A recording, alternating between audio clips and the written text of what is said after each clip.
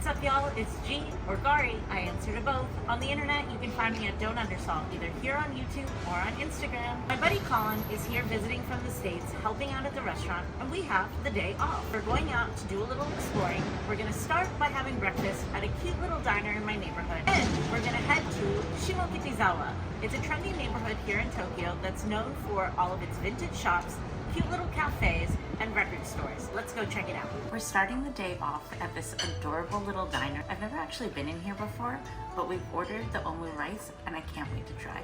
Ooh, the rice is seasoned, kind of red in the middle. Let's give it a taste. This is excellent. It's like tomatoey rice, the super fluffy omelet. There's some peas in there. I don't know how much I love and crave for my vegetables. Some ketchup too. I'm not usually a fan of the condiment, but let's give it a little mix in. Yep, still not a fan of the condiment. Of course, it's served with a side of dashi because what meal in Japan doesn't come with a cup of soup?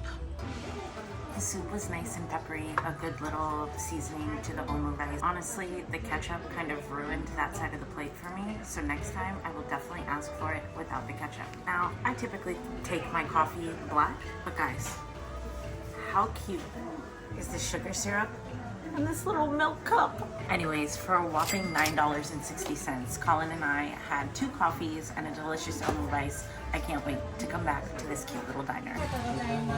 Thank you. Arigatou gozaimasu. One of my favorite things to do in the train stations is just wander around in all the little shops, looking at all the tasty snacks. So riding the train in Tokyo can be pretty confusing. So usually when I'm going to a new place, I stand as close to the train station monitor so I don't miss my stop. See, the thing about taking the train in Tokyo is if you miss your stop and you think you can get off at the next station and just hop back, it doesn't work like that. Certain trains will go to stations, but they won't leave to go to the same path back. So you really have to watch and make sure you get off at the right stop. All right, y'all, we made it. It was a little confusing, switching trains, going up and down the stairs, but we made it to Shimokitizawa, and by the end of the day, I'm going to be able to say that word without any doubt. Now, let's go find a snack. So many charming cafes, lots of random architecture. So we're just wandering around the neighborhood, kind of getting the lay of the land, trying to find a place to have a snack before lunch. Yes, I said we're having a snack before lunch. Interesting about this neighborhood is, as you saw, some of the architecture looks kind of old, looks kind of grungy. But then if you look this way, there's a bunch of really like modern looking buildings.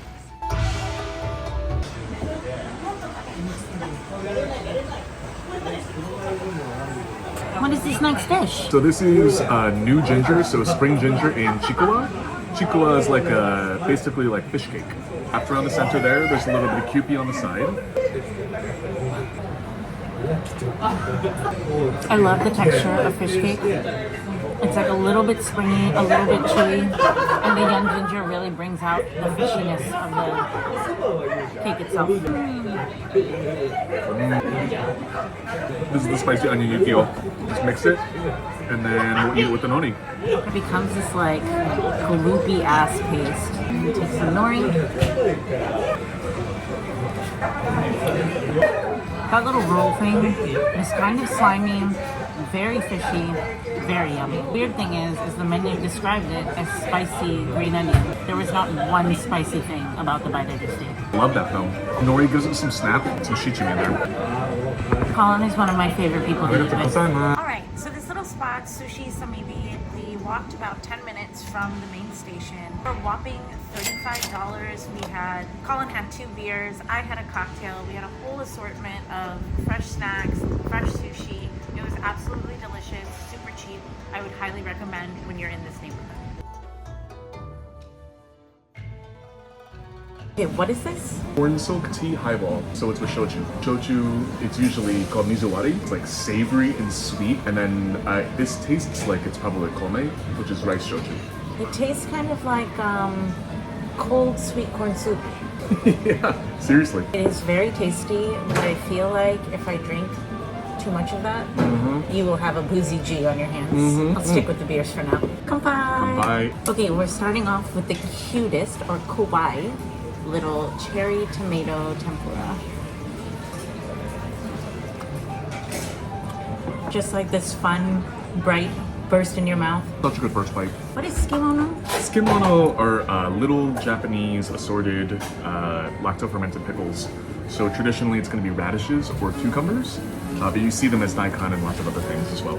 Meant to be kind of like a palate cleanser in between the heavy fatty. The thing I love about Japanese pickles is they're like slightly salty, just a touch tart, but they're not sour the way like pickles in the West are. All right, y'all, I'm most excited about this bite.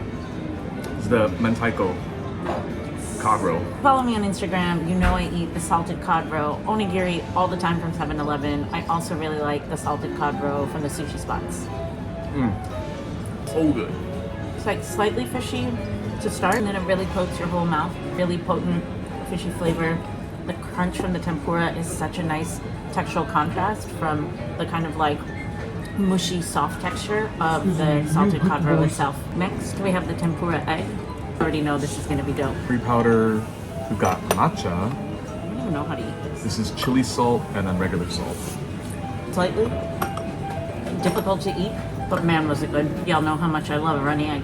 So the funny thing about tempura is it's actually a very nostalgic childhood food for me. When I was growing up in the United States, my grandparents actually had a Japanese housekeeper, Kyoko.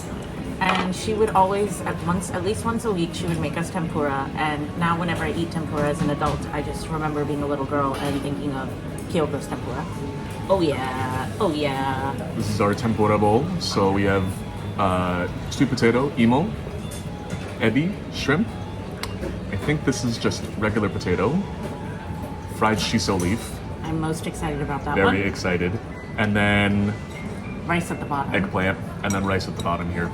Itadakimasu. What does that mean? I am ready to receive. Ooh, itadakimasu is right. Also, y'all, I've been in Japan for like a month and a half.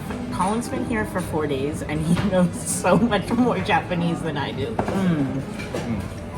The shrimp tempura is really nice, although I don't really love how all of the tempura pieces are like piled on top of each other. Agreed, I feel that. I feel like it's making it a little greasier than it needs to be. You said a little curry salt on this? A little, so this is just regular curry powder, I think. The way Japanese people love their curry, you would think you're back home in India. On this spice bottle it says, I love a crunchy tail. You guys know that. I'm gonna get into the eggplant. Yes. it is, but it's shiso and Oh, fish. hell yeah. Okay. So we just made a discovery. The eggplant is really nice, by the way. Well, what we discovered is it's shiso leaf wrapped around a piece of fish. This is like finding gold in the tempura bowl. It's very exciting. The fish is cooked perfectly well, but I have to say, I can't really taste the shiso leaf. The crispiness on the eggplant is actually really nice with that soft luxurious texture. Maitake mushroom. Hell yeah. No. No, did nothing for me.